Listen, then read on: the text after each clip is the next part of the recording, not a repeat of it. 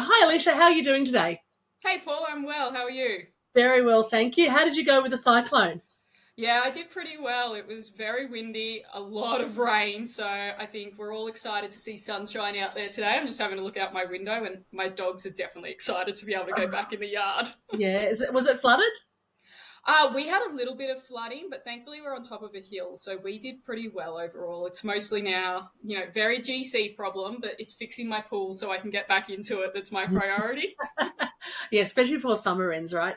That's exactly it. Now, let's move on to our topics. Now, I know we spoke through that time earlier about paper, about systems, about the dilemmas of documentation effectively. Um, how has the increasing demand of administration and documentation affected the educator's ability to be present, be engaged, and how do we find the right balance? Yeah, it really is one of the biggest challenges facing us to get that right because documentation, it isn't just about the compliance, it's also about making sure that you're documenting children's journey as well and engaging in that way and being able to share that with families. We also live in kind of, a world now where people want more of that access and they want that instant access.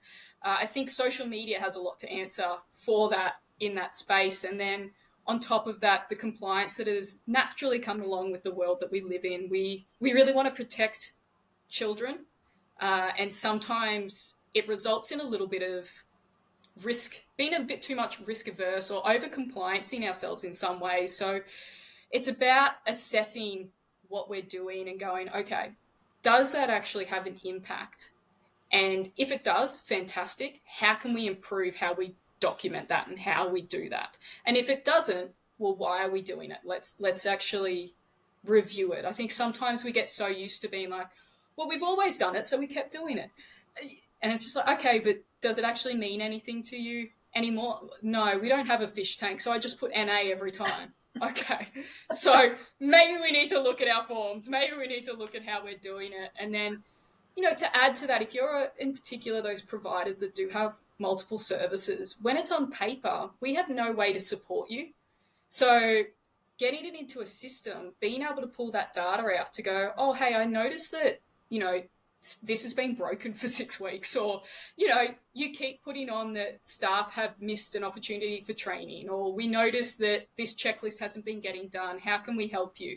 Oh, you're a brand new service leader and you didn't quite understand that in induction. Your login hasn't been working, whatever it might be. It allows us to really support people as well by moving away from the paper side of it and into a system. So the impacts, I guess, then in terms of engagement is that when we have it on paper, we don't review it the same way because we're not checking it. And it's very easy to download an old version and just have it sitting there all the time. So you don't get that opportunity to go, hey, let's address that. But it is the greatest impact of how do we make sure we get the balance right so that staff are still and educators are really engaging with the children, but we're still meeting our needs. And that for me is where my role really is about the impact. It's about what can I do to help that. And sometimes you get it right, sometimes you get it wrong. But the biggest thing is that we keep moving through to try and find the balance. Uh, and what I like about, say, doing something that's on an iPad is if you've got children doing it alongside you, it's great. A little bit of technology, it's a novelty. Hey, come and do my checklist with me. Hey, do you want to write the observation? Like, here you go, you type into it. Let's give that a go.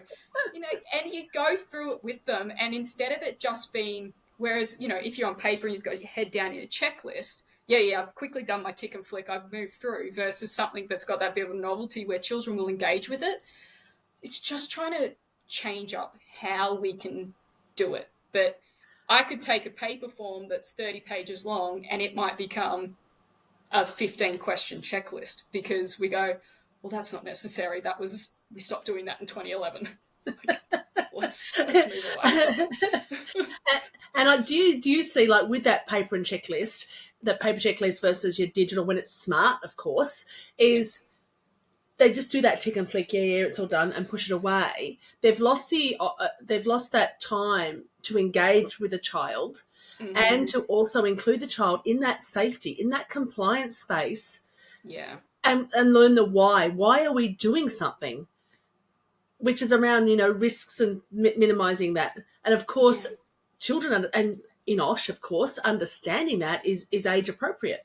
Yeah, that's it. And I think, you know, we do have this history of, okay, if I went back to my old service, I can tell you the boxes that those checklists will still sit in, and I never looked at them a second time.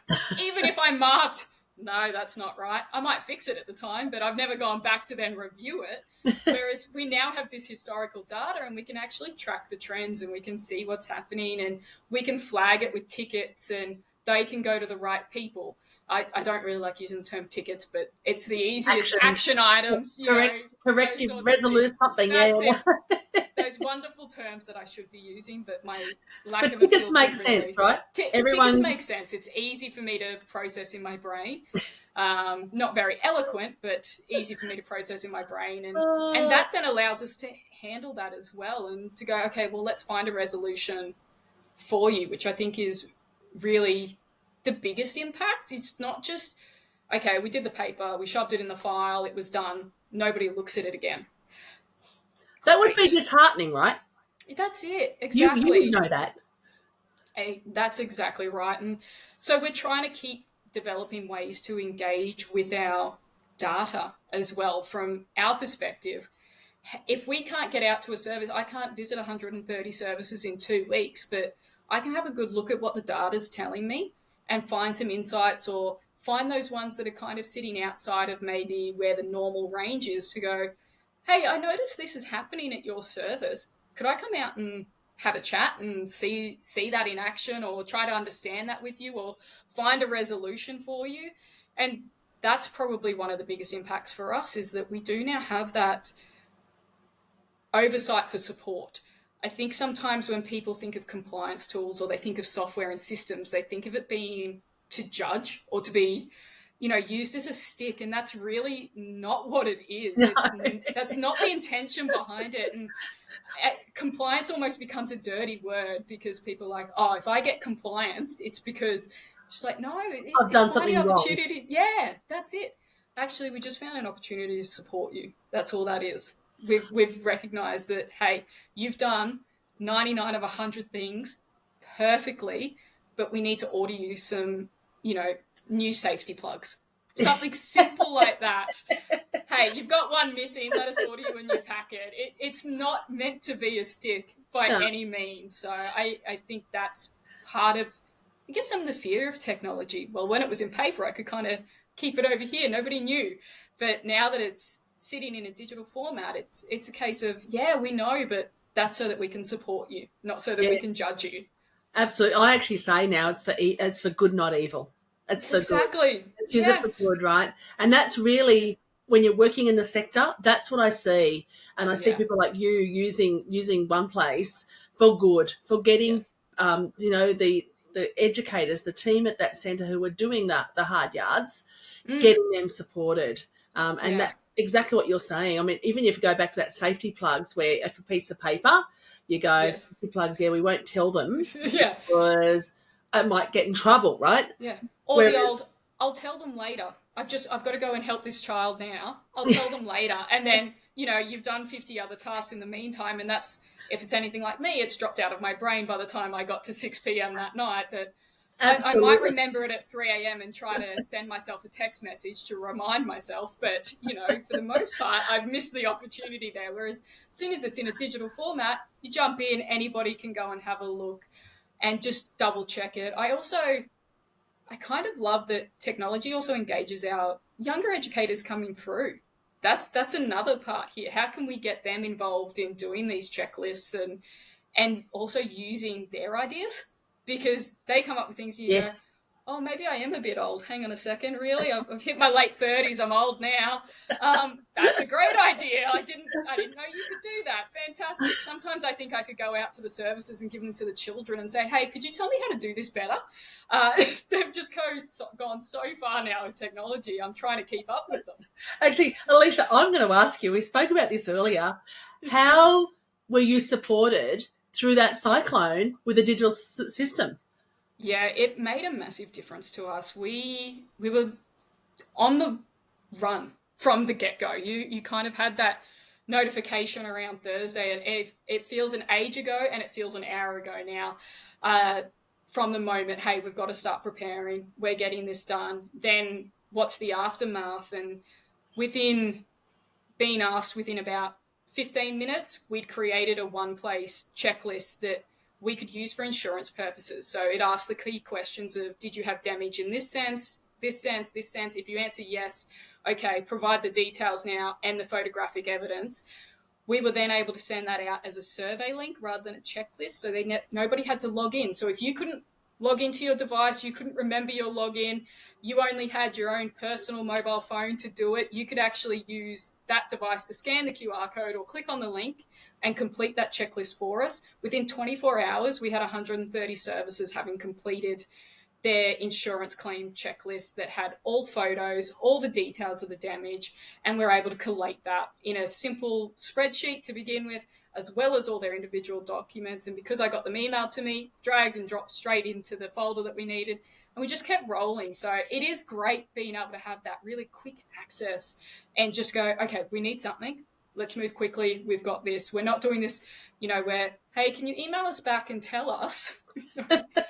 It's a simple tick, tick, tick. Here's some photos all in one. I don't have to try and then, okay, I've got to get the iPad, plug it into the computer. Then I've got, which folder is it? Oh, I've got to say trust. Yes, I trust this device. Okay, now can I get the images off the iPad and then try and email them and all the rest of it? It was all simple, one form, one device, submit, and away we go. So, Yeah, and yeah. can I ask you the feedback from your educators? Was that Yeah. positive? Yeah, it's been really positive across the board. And, when we've had to ask for, hey, can you just quickly, complete that? If you've got no damage, no worries. Some of them get back to you. If they've got no damage, it's 30 seconds and they're done. Yeah, Really simple things, and being able to do that. And also then being able to identify very quickly who we needed to follow up to go, hey, do you have power? Do you need us to come out and do that for you? Can you get out of your own home to get there? Like, what do you need for us to help you out to get this done? Can we fill it out over the phone for you if you know, but you don't have a device you can get to? So it just, the technology, again, can really be used for good and yeah. just make your life so much easier. And anyone listening who uses One Place, like that's such a great way to share what can be done, right? What can be done. Yeah. So Yeah. now, while we're talking about all these forms and all that goes on, we have the National Quality Framework to follow, right? And we're talking about like the evolution of that framework. It was intended to streamline processes. Has it actually reduced administration? And how could it be more effective? Yeah, I think this is it's an interesting topic, and I think one that I'm passionate about. The intention behind the NQF was incredible, that it was really meant to be focused on the sector and the care for children.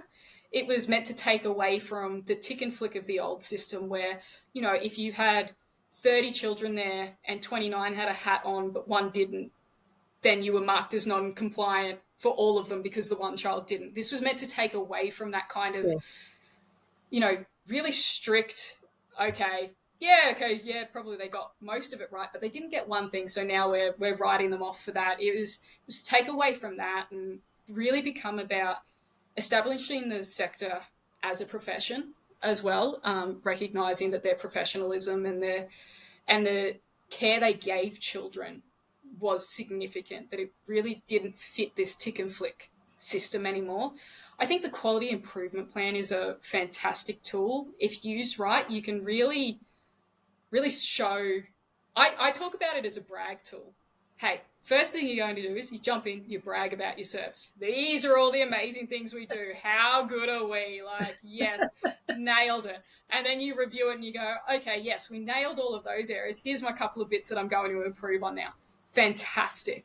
But I think what's crept in now is that we've had these responses, I guess, to different situations that have arisen. And they might be the 1% situations, but they're really significant. We talk about, unfortunately, children left in buses and things like that. So that triggered a change to how we do the transport lists and those sorts of things and those checks in place. And I think a lot of it also comes down to our interpretation now of the NQF, and the authorised officers' interpretations. But again, not just leaving what you've had in place and then putting a band-aid on top of it. And I think that's where we kind of go wrong a little bit with this, is that something new comes in, and instead of reviewing the whole policy and the whole procedure, we go, all right, we'll just add this bit in. But after you've added 30 bits into it, it's no longer a very efficient process. And it's complicated. It's complicated. And we've kind of become very over-complianced. And whether that's the NQF, I'm not sure at its core, I don't think that's what it is. I think it's the perception that we've now put on it and the little bit of fear that comes with it, because, again, we're a care sector. We care. We want to make sure that our children are protected. That is our main priority. So then we go, hey, I need to do a check for this. I need to do a check for that. I need to check that they buttoned all their buttons and they didn't miss a button. And now I need a checklist to say that I checked all their buttons. And, it just check for a check. Yes, and then I need a checklist to say I did all my checklists. So we've gotten to that sort of point in a lot of ways with it, that I think our biggest part is just now, okay, yes, these are all really important. The core of the NQF is so incredible. Our My Time, Our Place, our Being, Belonging, Becoming, it's so about the children. It's so about the professionalism in our sector. It's amazing. But what we need to do is take a step back sometimes and go, yes, okay, we had a child fall off the monkey bars. Well, I don't want to rip the monkey bars out, and I don't want to have to do a checklist to say, does every child have grip on their hands every time they go to swing on a monkey bar? So how do we really improve this where we're not then over-compliancing it for a single injury or incident? Because, again, you don't want it to happen again, but also falling off the monkey bars is part of growing up. So how do you balance that with life? I'm very much one of those children that had to learn through try it and find out. I still do it. I'm the person that pushes the red button and then the system breaks, and we all have to have a discussion on how did Aleisha break the system and can we get somebody to now fix it? I was a child that would jump off things, and you learn through the way. So how do we balance protecting our children with also not being so risk averse that we don't give them an opportunity to learn and have experiences? Because, hey, I jumped off the monkey bars, I hurt my knee.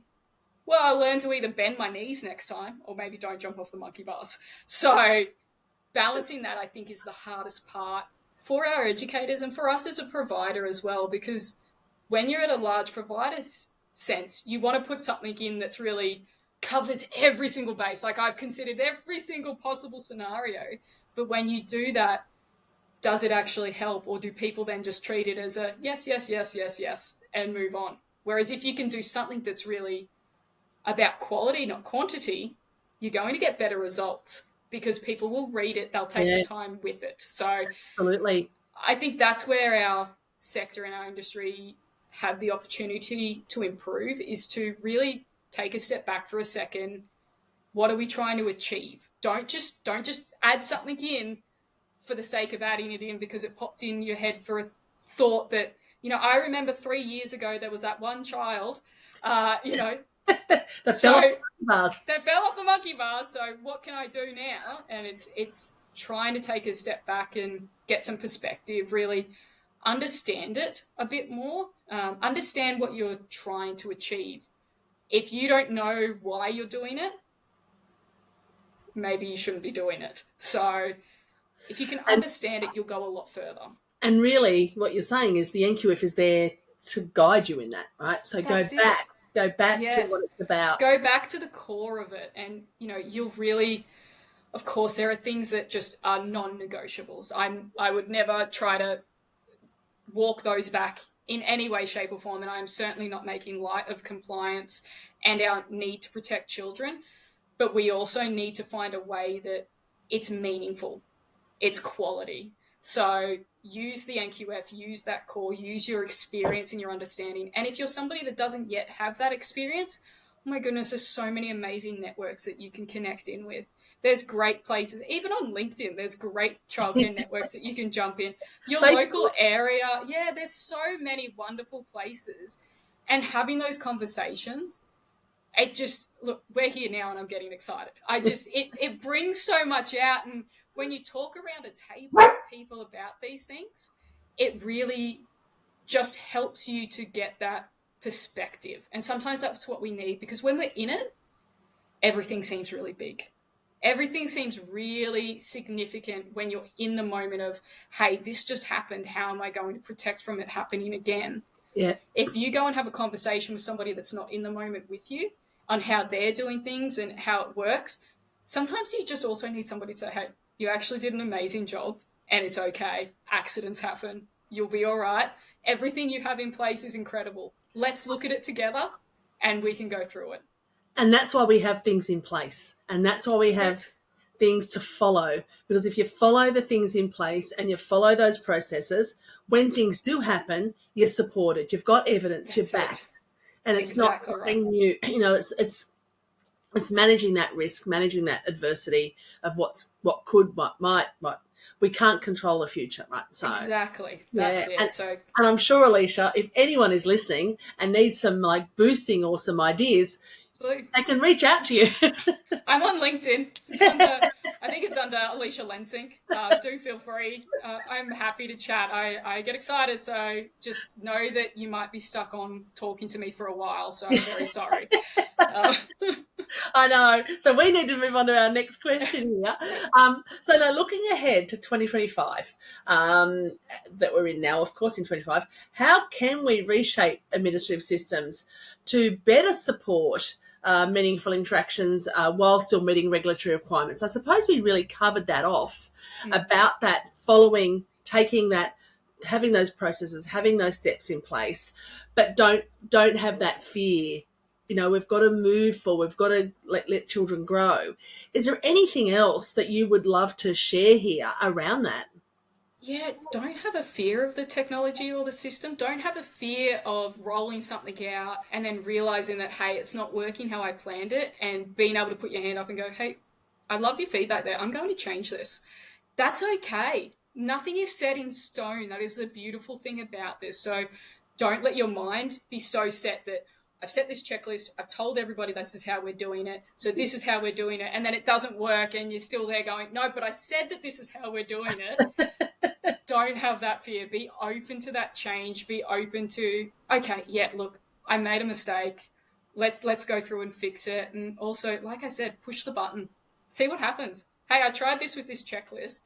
I think I spoke to you. I tried a couple of things with the one place checklist and I broke it about 6 times. And it's I just like, remember. okay, Lester, I give up. I don't know what I've done. Can you please help me fix the amazing checklist that you created? Because I decided to have a go at something else. Just try it, see what happens. You do have this opportunity with technology that you can make fast changes. It's not paper where somebody's printed out a 600-page document. You're okay. Yeah. You're not going to deforestate the whole nation by changing a checklist that's in a system. So just be open to the change. And it is about that, isn't it? Like, you know, we know there are service coordinators, centre managed directors out there with their own little bits of paper because Yes. they want to collect their own data, right? They want That's to it. have that evidence that we as a management or we as someone else hasn't thought about. Being Yeah. able to share that in the technology space lets others learn from it as well. Lets others gather that data and not to have that fear of I've hidden that because I don't want anyone to see it. Yeah, that's it. Share. Be open to it and recognize that sharing with people outside your own organizations, sharing with people outside your own service is okay. We're actually all in this together. Yes. It's a really nice place to be. We're not trying to compete for compliance. Go and have a chat to people, reach out, reach across, what you perceive to be a valley between you. If you've got a childcare next door and you want to know how they're doing it, go knock on the door, take them a coffee, have a chat. It's a great place to be in. We work in an amazing sector. Talk to people, and let also, if you're in a larger organization, give your feedback. Don't be afraid of that. I love when service leaders or educators email me. Sometimes I just have a response for them to explain something, and I'm really happy to do that. Other times I go, oh, that's really clever. I wish I'd thought of that. I wonder if I can keep that as my idea now.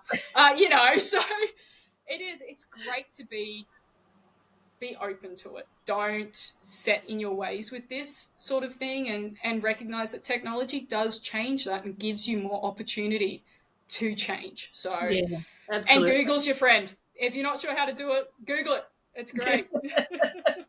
And I think you said earlier, we're always learning, That's always it. learning, always learning. It is. And it's brilliant to be able to do that. Yeah. I'm not sure I go through a week where I haven't learnt something new, or just a little trick here and there, or heard something that somebody else is doing, and you go, oh, that's really cool. How could I do that? How could I improve on that? Can I talk to that person? Do you think they'll chat to me? Absolutely, and it is about improving, right? And I always think, and just listening to you, compliance is a work in progress. It's It absolutely it's is. never set in stone, and That's it. like you said, those papers they're set in stone because you cannot literally do It is anything what it on a is. paper. You scroll it out, cross it out, print it off another one. But being able to have that flexibility about trying something, previewing something, did that work? Didn't it work? And the quick changes is what it's about. That's exactly it. And that's been the great thing, in all the systems that we've engaged in, people have been really open to us, and one place very much. There were, our first rollout, and we rolled it out, we're like, yeah, this will be great. And then they're going, this makes absolutely no sense, guys. Well, we'll change it, not a problem. Let's make that change. Can you try it now for us? What do you think? Let's see how I it actually goes. remember that. And actually, talking of our software teams, like one place like Explore, if also you're looking for people to engage with, they can often link you with other people in other services and like for like. So that's another way to connect in and network as well. I found that one place and Explore have both connected me with other people in our sector that I hadn't met before. And as soon as you get chatting, you're like, oh, you guys are fantastic. This is great. I love what you're doing. And I think one of the things we're in the sector, we're actually all here, all of us Yeah, here, that's right it. through the person in marketing, in I'm in like sales. It doesn't matter. We're all here. Actually, the end result's children.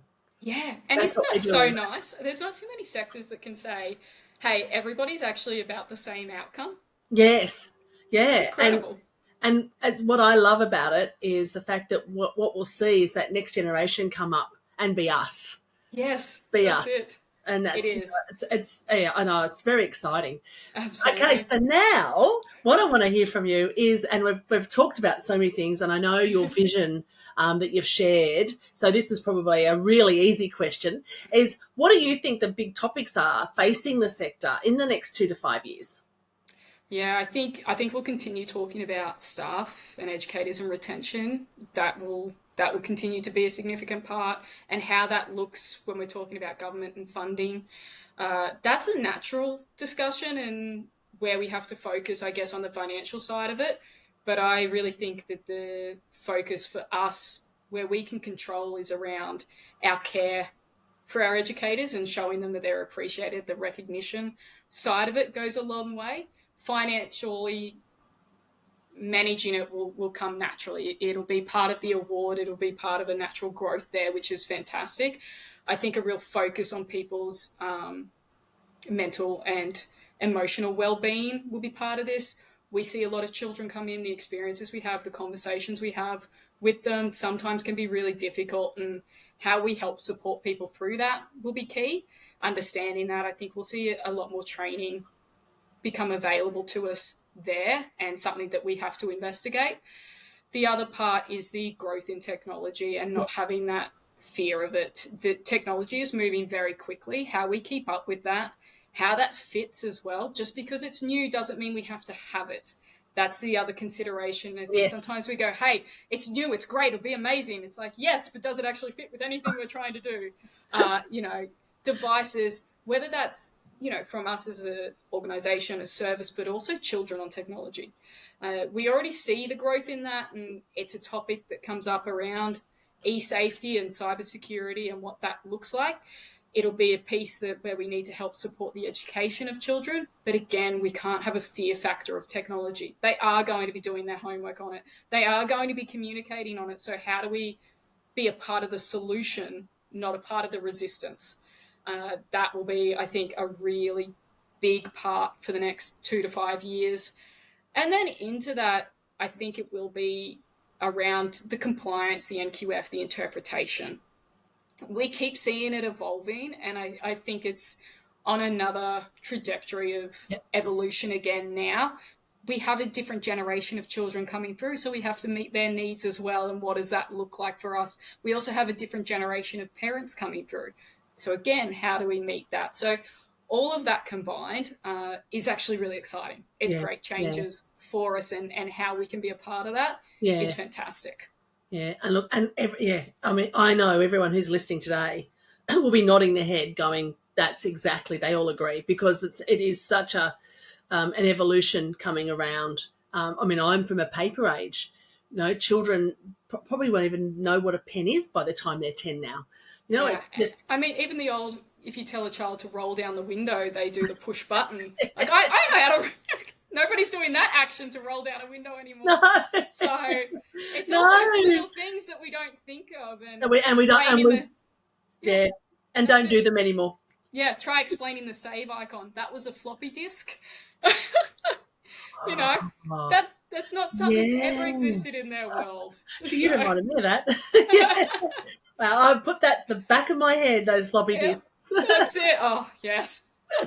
Scary stuff. Oh, look, Aleisha, thank you so much for your time. Absolutely brilliant talking to you. And, of course, we love hearing from you and all the things you're doing in the space. And I know you will continue to push and push and push. And what we'll do is set something up again and hear from you in, say, a year or so's time as well. Sounds wonderful. Thank you so much. I always love chatting, Paula. So it's great to be here and appreciate it. Yeah, no, thank you for your time. Appreciate it as well. Cheers. Thank you.